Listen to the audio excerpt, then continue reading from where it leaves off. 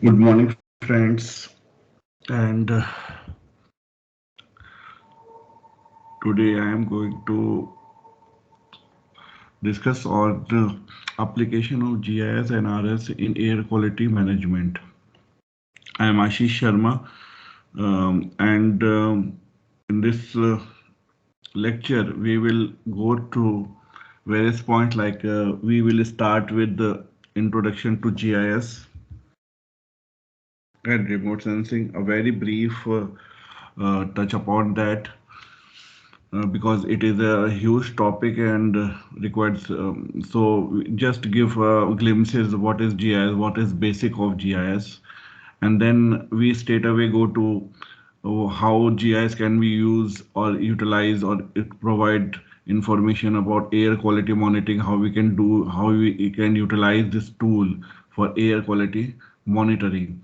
And then we will also discuss upon emission inventory, what are the role GIS is playing in doing emission inventory, and then we discuss about some examples of modelings and predictions. What are the models uh, required GIS input for modeling, and then of course the most important part of GIS, which is visualization and interpretation of results, and finally we conclude this lecture. So, as you most of you already aware about GIS, when we are saying that GIS, you may heard about database. Uh, Actually, the database is nothing but as a collection of tables and relation between those tables, how one table is connected, how one data is connected with the other data. Like for example, if you have a data like employee details are there, then how the employee details like age, salary, etc. This is one of the data. How this data is connected with the other, like pension of the employer. So how the one data is connected with the other data, all these information is available in database. But when we club the spatial information, like from where this data belongs, like for which state, which district, which lab or institutes the employees belongs to, when we put this information in the database in the form of longitude, latitude and other like things, then it become a GIS data. It is the simplest of the application. And we also say like any information available on the maps, so it is a GIS data. So we can GIS data can be divided into two major category, that is raster data and the vector data. So we will what is the raster data? So raster data, whenever we do some analysis, like particularly GIS analysis we are doing, so all these the major sources of GIS data is from remote sensing. From the what are the satellites are measuring, as you already aware that there are two type of measurement we do with the remote sensing, that is active and a passive. The satellite which having their own sources of light, like lidar and other things, these are satellites or sensors are known as the active sensors. And some of the satellites or sensor which detects light reflected from the sunlight, these sensors are known as a passive sensor. So whatever the sensor that we have, when the light reflect back, when it strikes some of the object on the ground, and it's that same amount or reflected amount of light received on the sensor, then it detects the radius of the that particular object, whether it is when the light like for example when it the light reflect from the river, water body, or light reflect from the ground like agricultural ground or forest ground, it behave differently. So this difference is captured by various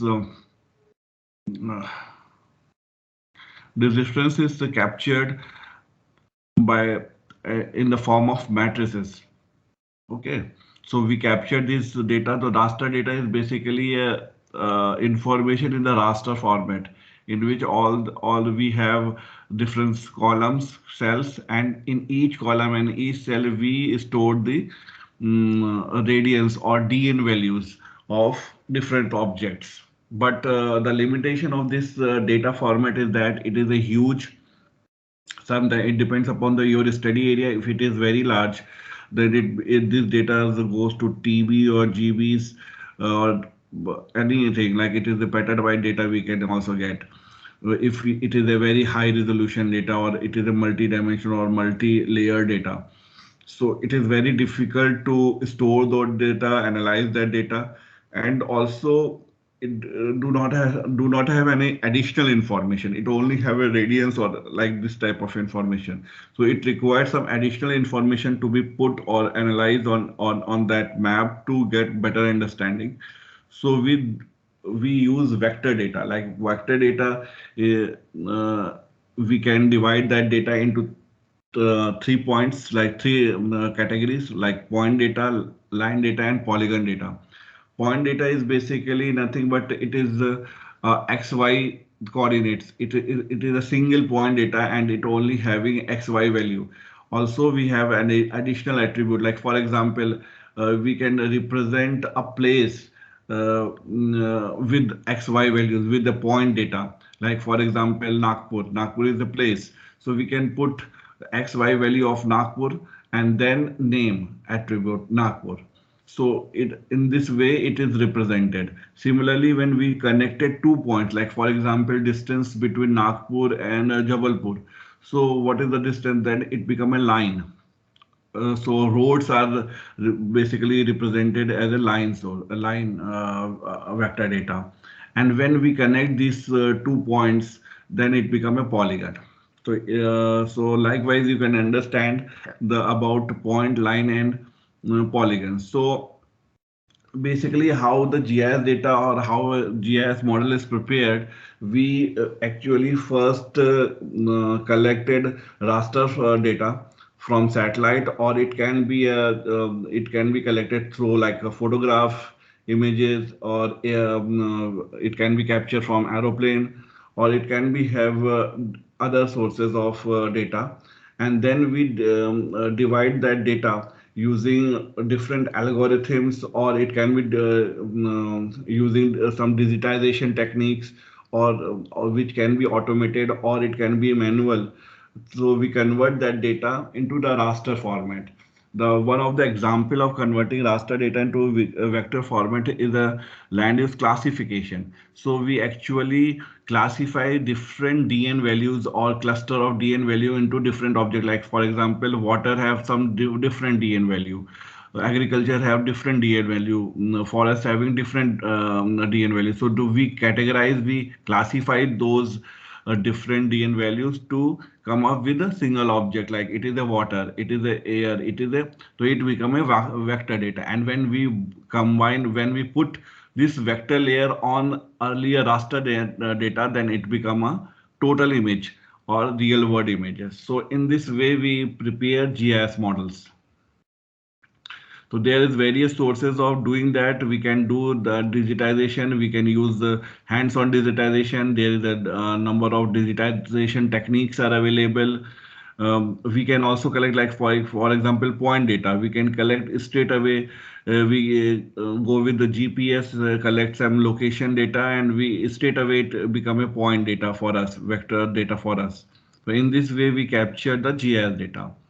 There are to do or visualize that data, we must require some tools. These tools may be open source, it can be freely available to all, and also there are some commercial tools as well. Most commonly used open source GIS data to visualize point, line, or the vector data or any raster file is the QGIS, GRASS, JUMP, UDIX. These are open source tools, so anybody can use that tools. And we also having commercial softwares like ArcGIS, Geometa, MapInfo, etc. My personal experience, I can say that QGIS is the most used open source software, and it having all the feature, whatever the feature you required, is whatever the feature are available on RGS, all the feature are available in QGS. But the difference is that RGS being a commercial software, it will give you some support or some extra things. Doing things on RGS may be a little bit easier, but all the feature wise and all the capability wise, GIS is much superior than RGS, I think. So these are the some of the tools. Now straight away come to the application, how the how GIS is used, can be utilized, can be this tool can be utilized for air quality monitoring, modeling, and visualization.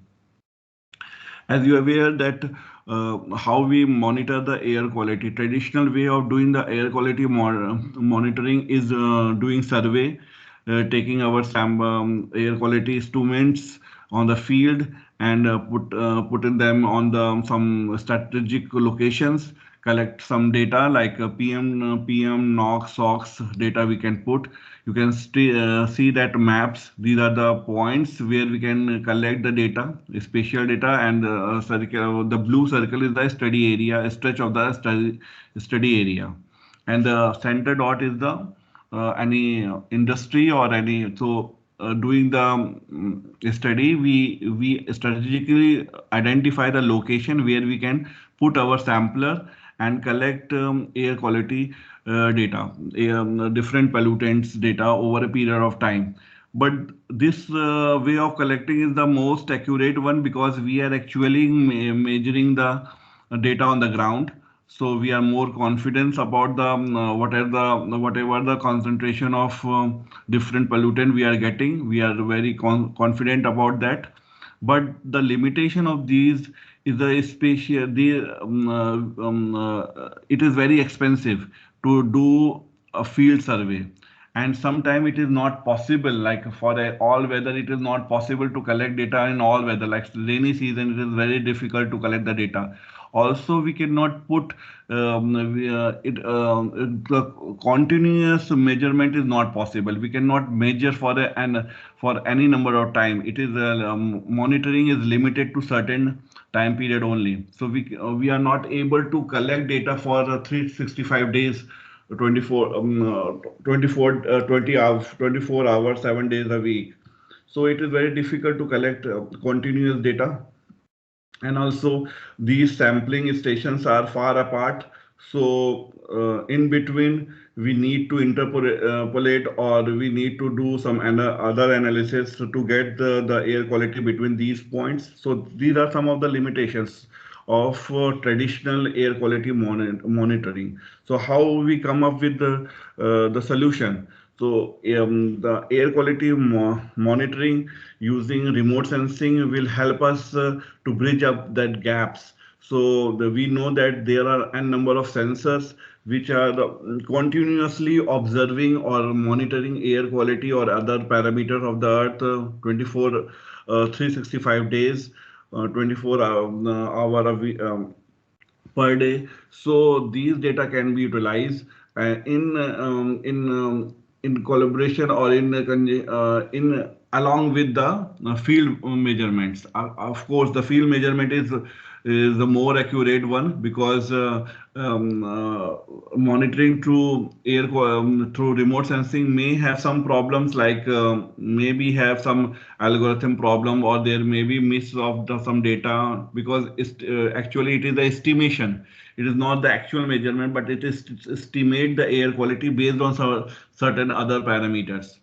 So these remote sensing and GIS data are also utilized for some of the global model like global air quality modeling models to predict the air quality.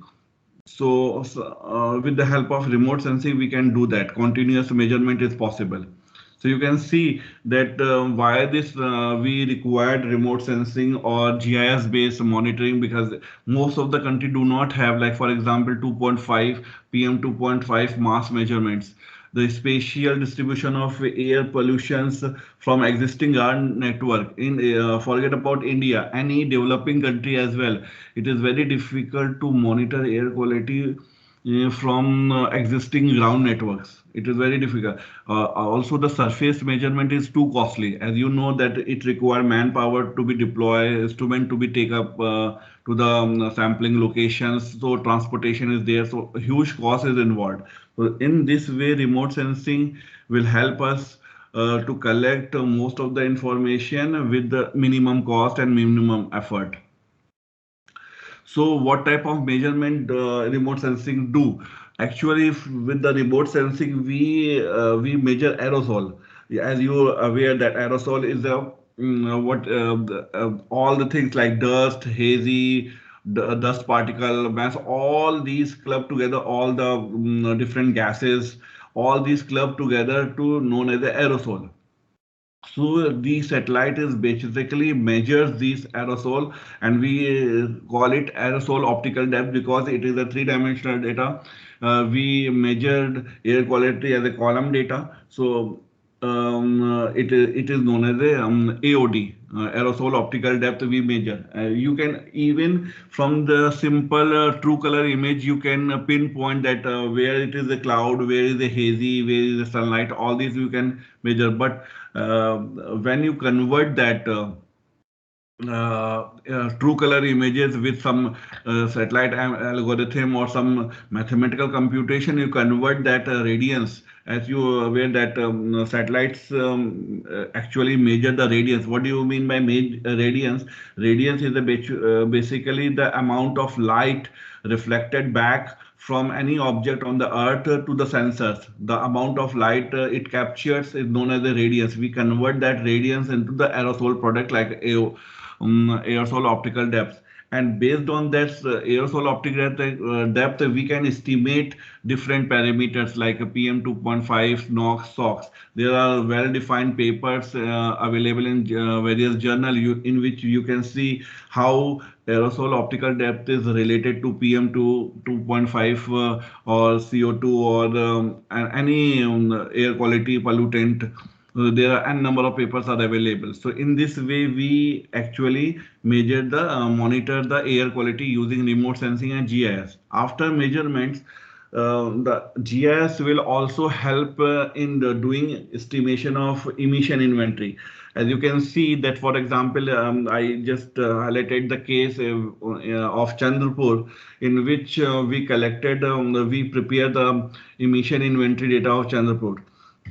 So actually what we do, we divide our study area into different grids. All these analyses are done on GIS platform only, and the size or the resolution of the grid, it depends upon the resolution of your study. If you require a very high resolutions data, then you take the grid size like 10 meter, 20 meter, 100 meters. But it is not always possible to take this high amount of resolution. Usually we'll take the cell size like 2 kilometer resolution, 4 kilometer resolution we take.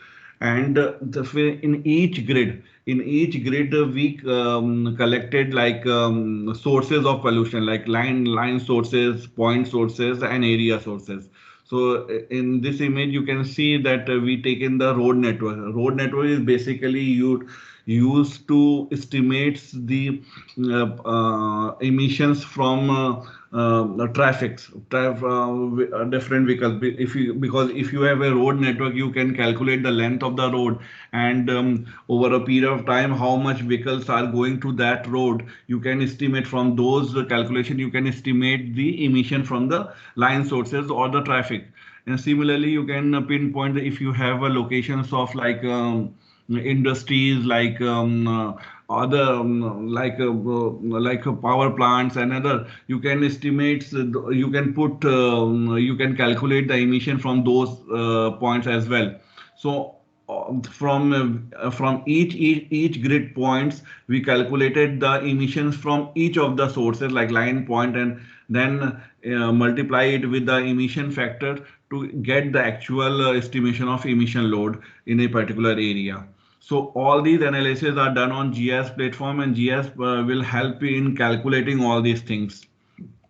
Otherwise it is very difficult to that. We utilize this type of analysis in one of our study, in which we study about 10 cities of Maharashtra, and you can see that Mumbai is the most complicated one, where road network is very huge. So we are collecting data from each and every node, number of roads, number of traffic, number of point source, number of lines, so area sources, all the data from each of the grid points is calculated. And basically each grids given a number, so we actually know the location of each grid, and we calculated the load, emission load of each grid, and then this type of input is required by some of the model for doing modeling, like for example dispersion modeling. Here you can see the example of WRF-CAM, in which all these emission data is put in the model with the other data like land use, land cover, soil, and other data like wind profile, humidity, temperature. Other data is mixed together to give you such type of emission dispersion. So you can pinpoint the how the what are the sources of pollutions are coming, and how with the wind, how it is going to the lower direction, how it is propagating. So in this way you can use the dispersion models. This type of input is also required for one of the mostly used air mode models. So these input and other type of modeling is receptor modeling, which where we do some chemical mass balances at the point of receiver. So we calculate, we analyze that, so those samples, air quality at the source as well as a receiver, to pinpoint various sources of pollutions. So in this way we do that receptor modeling. All these data are analyzed on GIS platform only. And finally, we use there are various visualization and interpretations. All these models are put on the GIS layers to understand that. This is one of the example of one of the recent published paper by my colleague, in which you can see that how the where WRF model output is put in the CFD, to actually see the impact of urban area or structure on the air quality, how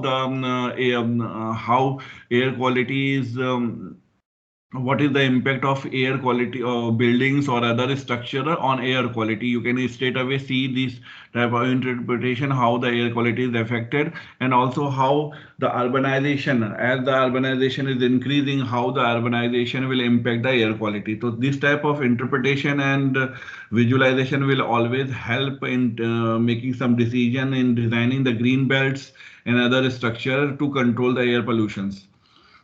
So finally, how we conclude? We conclude that GIS and RS data always provide better understanding of number of sources of pollution, number of and how it is impacting the receptor. So we can do that. It also provide a continuous spatial coverage of air quality. So we, with the limited ground networks, we cannot measure the air quality 365 days. So it is very difficult to do that. But with the remote sensing and GIS, we can do continuous spatial coverage over a large area. And it also provide a starting point to develop your models to do, because all the model, whether it is the air model, it is the commercial models, or it is the open source model, all these model requires GIS input to do some modeling, like emission data they require, some different layers they require, land use, land cover they require. All these data are analyzed only on the GIS format. So you require those to do air quality modeling, like dispersion modeling, as well as the receptor modeling you require. Secondly, lastly, but not the least, the geospatial, the model, whatever the model results are there, all these results are in the GIS format only. So these results can be analyzed on geospatial visualization of results are possible on the GIS platform for better understanding and decision making. So in this way, the GIS and RS tool help in air quality modeling and decision making. Thank you. Thank you.